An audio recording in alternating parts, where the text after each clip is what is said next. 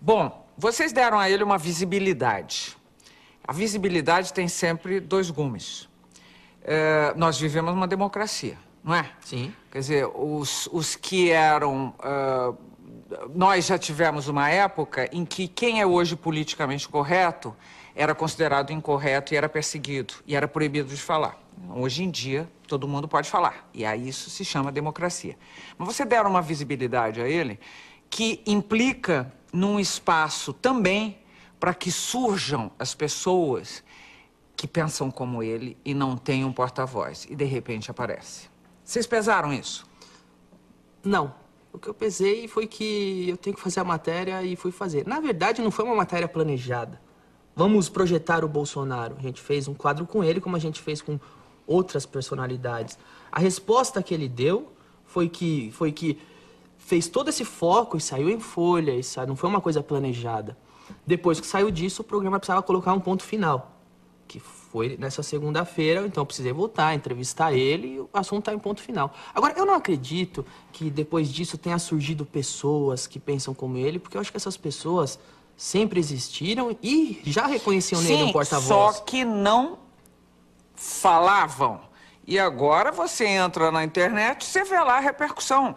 Veja bem, teve um lado positivíssimo. Sim. Claro, algumas atitudes estão sendo tomadas.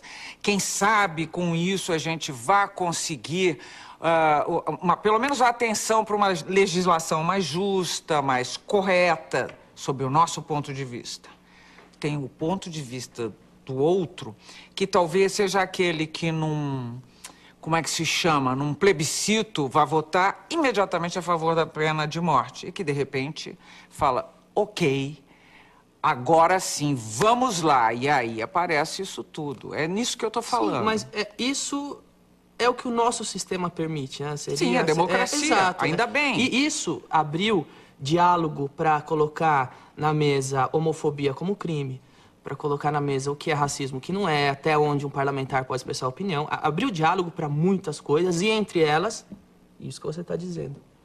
É o que o sistema prega e é o que está acontecendo na prática. O que eu estava querendo dizer, talvez, precisava provocar, era isso. Ah, precisava.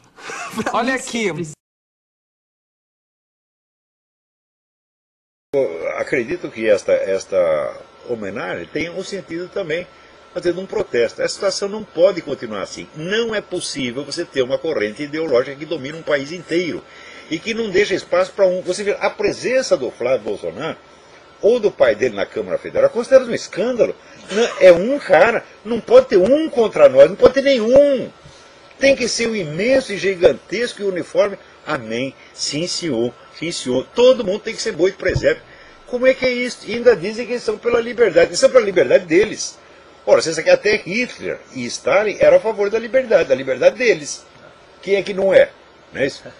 Então, o difícil é você respeitar a liberdade dos outros.